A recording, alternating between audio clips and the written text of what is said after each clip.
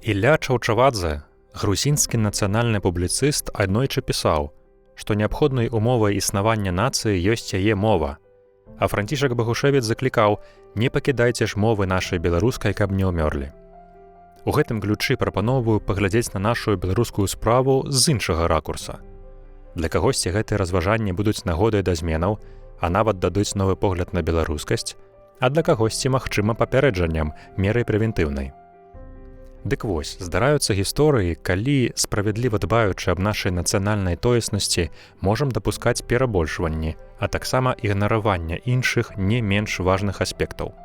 І такім чынам можна ператварыць наш высілак на карысць беларускай справы ў таксічны, які перашкаджае жыць, адцягвае ад таго, што ў прыярытэце ўжо зараз і які выгодны праціўніку нашай шляхетнай справы. Аб чым тут ідзе гаворка? А напрыклад, беларускасць па-над усё.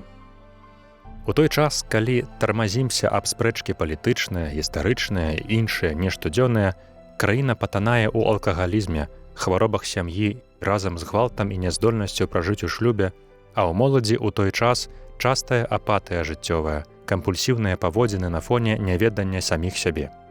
Шмат існуе праблем і са здароўем псіхічным насельніцтва, ды татальнай самотнасцю паасобкавых людзей, між іншым хворых і ў сталым узросце. Таму патрэбная праца не толькі культурніцкая, але сваімі рукамі і іншымі рэсурсамі на карысць канкрэтнага чалавека. Яму можа быць патрэбнае вашае дзяленне хлебам у выглядзе размовы, добрага прыкладу і пасля парады, альбо проста набыцця чагосьці неабходнага яму для жыцця. Гэта вялікі абшар салідарнасці, без якога не будзе здаровага грамадства, у якім будзе хацецца жыць. Далей, не больш за свецкае. Захапляемся культурай нашай свецкай, яе арыгінальнасцю, здольнасцю ўзрушыць пачуцці і нагадаць аб нашых блізкіх асобах, родных, любімых і каханай, і аб радзіме. А вось далей, да глыбейшых таямніцаў чалавечага існавання, ці наблізімся?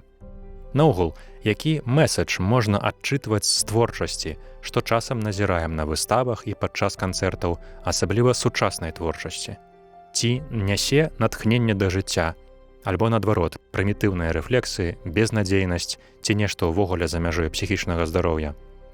Таксама часта бяром пад увагу нашу слаўную нацыянальную гісторыю, пры гэтым ігнаруючы ўплыў на яе развіццё асобаў духоўных, святых і наогул хрысціянскай жывой духоўнасці і традыцыі з ёй звязанай. Можна сказаць, што беларусы цяпер досыць бязбожны народ. Чаму ж так? Такую выснову можна зрабіць, паназіраўшы за выехаўшымі за мяжу беларусамі, якія ва ўнікальных для сябе умовах часта наноў будуюць сваё жыццё. Тут я дзялюся назіраннямі аднаго святара. Будуюць жыццё паводле сваіх прыярытэтаў, і сярод якіх практыкаванне веры ў Бога не ўваходзіць нават у топ-5 прыярытэтаў. І наша гэткая характарыстыка бязбожнасці гучыць ганебна, хоць і можна, аднак, падабраць такія словы, як сучаснасць ці свецкасць паводле сумна вядомых прынцыпаў марксісцкіх. Такім чынам, наколькі гэты адарваны ад боскіх каштоўнасцяў культурніцкі шлях доўгатэрміновы? Ці ж адкінем хрысціянскую духоўнасць, старажытную, аднак заўсёды новую, не праверыўшы на досведзе ўласным, ці не ёсць яна сапраўднымі глыбінёй, духам і жыццём? Лёсавызначальнае пытанне, на якое кожны мусіць адказаць асабіста. Наступны аспект – контрзалежнасць. Што матывуе набыццё праўдзівым беларусам, цябе і мяне? Ці раптам непакрыўджанасць або жаданне адрознення хоць у чымсьці? І ці чулі вы аб паняцці контрзалежнасці? Гэта тая самая сузалежнасць, толькі са знакам мінус, то бок, каб усё было прынцыпова наадварот, што часам назіраем у падлеткаў, якім я некалі быў. У нашым выпадку контрзалежнасць ад усяго расейскага, абы толькі не быць падобным на нашага суседа, трымацца ад яго як мага далей і хутка генералізоўваць свае ачарненні ў яго адрас. Заліваем часта брудам нашых крыўдзіцеляў, што насамрэч вельмі негатыўна сведчыць аб тым, хто так робіць. Ідзе ж тады наша упэўненасць у сябе і ў шляхетнасці справы захоўвання сваёй ідэнтычнасці? Ці так і застанемся ў ролі ахвяры з когнітыўнымі скажэннямі? Яшчэ ўзгадаем такі патэнцыяльна таксічны пункт, як пачуццё элітарнасці і падзеленасць.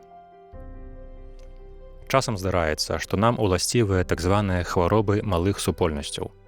Адчуваем неабгрунтаваную выбранасць той малой групы, якая не ўвайшла ў мейнстрім ці галоўную плынь грамадства, і да якой належым па крытэрыі беларускай мовы, стылю адзення ці канфесійна. Прыклады канфесійнага крытэрыя могуць гучаць так. Толькі ў нашай супольнасці вера найбольш адэкватная і пераклады на беларускую мову найлепшая. Альбо мы носьбіты адзінай гістарычна сапраўднай беларускасці і душы нашага народа. Альбо яшчэ, толькі такія ідэі, як у нашай царкве, паспрыялі сапраўднаму адраджэнню і кансалідацыі нашай дзяржавы ў залаты век. Ці няўжо ж трэба яшчэ нешта іншае, акрамя нашага стандартнага і зразумелага абраду? Кіруючыся тымі ці іншымі раздзяляючымі тэзісамі, нават іх увага, не ўсведамляючы і не прагаворваючы ўслых, наносім шкоду нашай агульнай цэласнасці, шкоду як тэарэтычную і рэпутацыйную, так і практычную.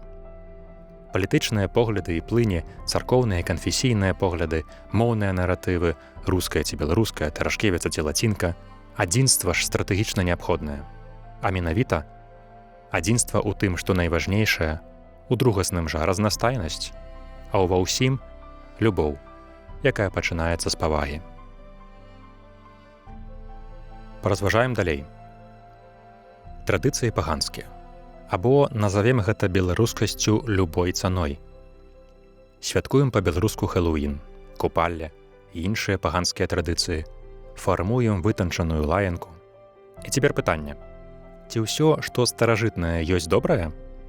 Наколькі гэты нібы культурніцкі ўнёсак перспектыўны і ці варты ён аддавання яму такога прыярытэту? Звернем увагу на шляхетнасць і вартасць некаторых прынцыпаў, якіх здаўна прытрымліваліся нашыя продкі.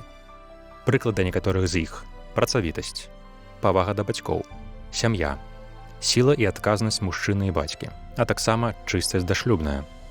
Адсутнасць чагосьці з гэтага магло быць прычынай ганьбы, а шанаванне прыносіла свой прыгожы плён, які ў сённяшніх рэаліях сустракаецца далёка не кожны дзень. Правяду такія нібы даючыя свабоду сучасныя падыходы да жыцця, як быццё child-free, ЛГБТ, прыход пакалення сняжынак ці Snowflake, жыццё свабоднымі і хаатычнымі палавымі партнёрствамі і гэтак далей.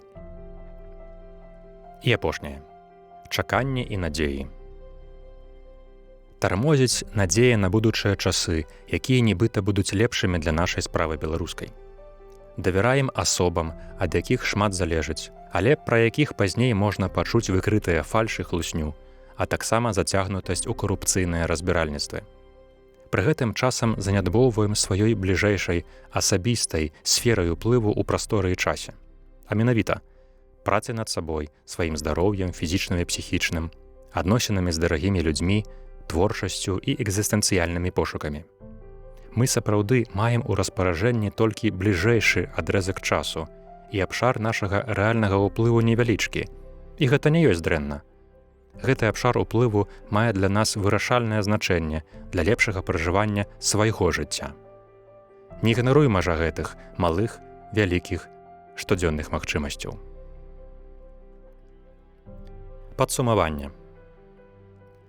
Мэтай гэтага звароту было звярнуць увагу на шкодныя адхіленні ў добрай справе, а таксама засцерагчы ад плыцця па плыні абагульненняў, інфантыльнасці і ігнараванняў, ды прыгледзецца да аддаленай шкоды папулярных матэрыялістычных ідэалогій і інтэлектуальных плыняў. Любім нашую Беларусь, але панад усім Бог.